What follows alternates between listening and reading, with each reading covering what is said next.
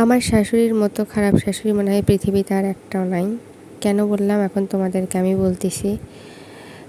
আমার শাশুড়িরা সাজন চাইছে, মানে সাজে দিতে হয়। গ্রামের একটা নিয়ম থাকে যে আম কাঁঠালের সময় আসলে ছেলেদের বাসায় দিতে হয় আম কাঁঠাল, আরও ফল হাবি জাবি যা যা আছে জ্যৈষ্ঠী মাসের সব কিছু দিতে হয়। আমার শাশুড়ি একজন লোভী, সে চাইছে আম কাঁঠাল হাবি জাবি এগুলো সব চাইছে, সেজন্য আমার আব্বু আম্মু রেডি করছে এগুলো দিবে।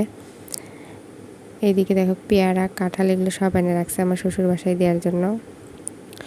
তো এগুলো সব এখন নিয়ে যেতে হবে।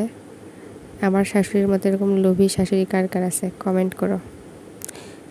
আমি এতক্ষণ যেগুলো কথা বললাম সবগুলাই মিথ্যা কথা, একটাও সত্যি কথা না। এগুলো সব আমার শাশুড়ি আমাদের বাসায় আনছে আমাদের খাওয়ার জন্য। আমাদের যেখানে দেওয়ার কথা আমাদের দিতে হয় না। আমার শাশুড়ি গ্রাম থেকে কত কষ্ট করে আমাদের জন্য এগুলো সব টেনে আনছে। কাঁঠাল, তারপরে তোমার কলা দেখলা কতগুলো, ওগুলা সব